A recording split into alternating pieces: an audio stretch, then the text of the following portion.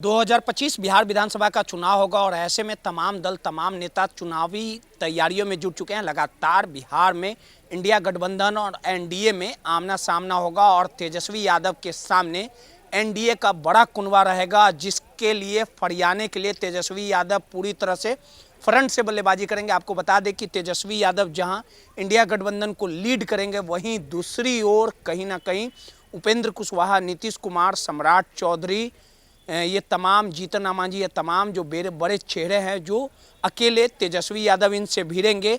वहीं तेजस्वी यादव के को लेके जो इंडिया गठबंधन के जो लोग रहेंगे, सीपीआई, सीपीएमएल, कांग्रेस और मुकेश सहनी रहेंगे।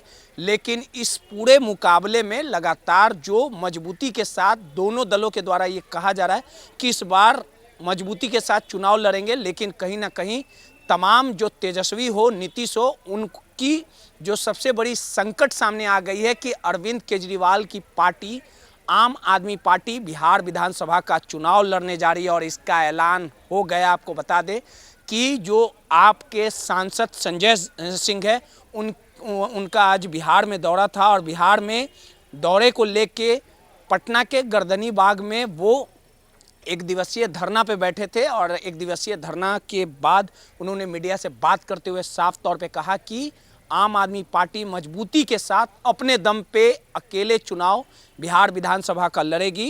ये आकलन किया जा रहा है कि 243 सीटों पे चुनाव कहीं ना कहीं जो आम आदमी पार्टी है वो लड़ने का काम करेगी और इस पूरे चुनाव को लेके अरविंद केजरीवाल बिहार आएंगे, बिहार का दौरा रहेंगे। इस पूरे मामले को लेके क्या कुछ कह रहे हैं संजय सिंह, पहले आपको वो सुनवाते हैं। यहाँ सुशासन का दावेदारी की जाती है। देखिए ऐसा है कि सुशासन की दावेदारी की पोल हर दिन खुल रही है और आप ही लोग मीडिया के लोग तस्वीर सामने दिखा रहे हैं। तो मुझे लगता है कि आज का जो आने का मकसद है मेरा, वो ये है बताने का कि भारतीय जनता पार्टी और मोदी जी जितना प्यार बिहार के लोगों से बिहार में दिखाते हैं, दिल्ली के अंदर उनकी पार्टी और वो लोग दुश्मन नागरिक की तरह बिहार के लोगों के साथ व्यवहार करते हैं। उनके घरों पे, उनके मकानों पे बुलडोजर चलाते हैं और आपको वो सारी तस्वीरें मैं दिखाऊंगा आज कि किस तरीके से बिहार के लोगों के घरों पर, उनके मकानों पे, उनके दुकानों पे बुलडोजर चलाया गया, जहाँ पे वो 40, 50 साल से रह रहे थे। तो चुनाव के पहले भाजपाइयों ने बिहार, यूपी, पूर्वांचल के लोगों को बांग्लादेशी कहा था, अपमानित किया था। मैंने संसद में उसकी आवाज़ उठाई थी और इन लोगों के खिलाफ बोला था। और आज यहाँ पे आने का मकसद ये है कि हम बिहार की जनता से कहना चाहते हैं, जो बीजेपी दिल्ली से बिहार के लोगों को भगा रही है, उस बीजेपी को बिहार से भगाइए आप।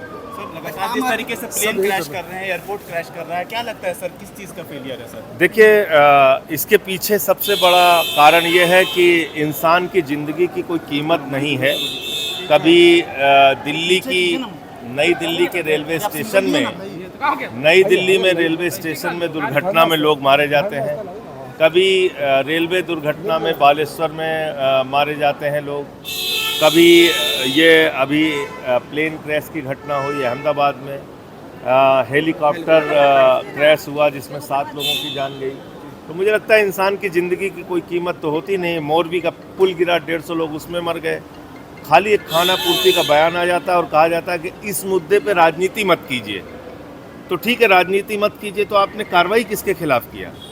हर मामले पे सिर्फ लीपापोती करना और हर योजना में भ्रष्टाचार करना, यही कारण है जो ये घटनाएं हो रही हैं।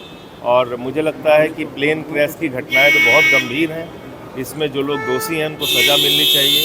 अहमदाबाद में अगर जहाज़ में कोई टेक्निकल फॉल्ट था तो उसको क्लियरेंस किसने दिया, कौन कौन से लोग उसके लिए जिम्मेदार और जवाबदेह हैं, उनकी जवाबदेही तय होनी चाहिए और उनके खिलाफ विधानसभा का चुनाव आम आदमी पार्टी मजबूती से लड़ेगी। कितने सीटों की तैयारी? वो सब यहाँ के साथी मिलके और अच्छा, एक आखिरी सवाल लेंगे। बैठक में जो कनाडा है वो प्रधानमंत्री गए थे, कैसे देख रहे हैं? बड़े मुश्किल से प्रधानमंत्री जी को न्योता मिला है। तो विदेश नीति के मामले में तो प्रधानमंत्री जी पूरी तरीके से फेल साबित हुए हैं। ये देश ने अभी देखा, 129 बार 73 देशों की यात्रा करने के बावजूद एक भी देश भारत के समर्थन में नहीं खड़ा हुआ। ये प्रधानमंत्री की विदेश नीति के फेल्योर का एक बड़ा उदाहरण है। इजराइल और तो आपने सुना सीधे तौर पे संजय सिंह जो आपके सांसद हैं उन्होंने ऐलान कर दिया कि 243 सीटों पर चुनाव लड़ने का काम करेगा। अब देखने वाली बात होगी कि अरविंद केजरीवाल का जादू बिहार में चलता है कि नहीं और इसका नुकसान किस पार्टी को भुगतना पड़ता है और इसका खामियाजा तेजस्वी या नीतीश को भुगतना पड़ेगा, ये तो आने वाला समय ही बताएगा। पटना से नटराज न्यूज़ के लिए रोहित कुमार की रिपोर्ट।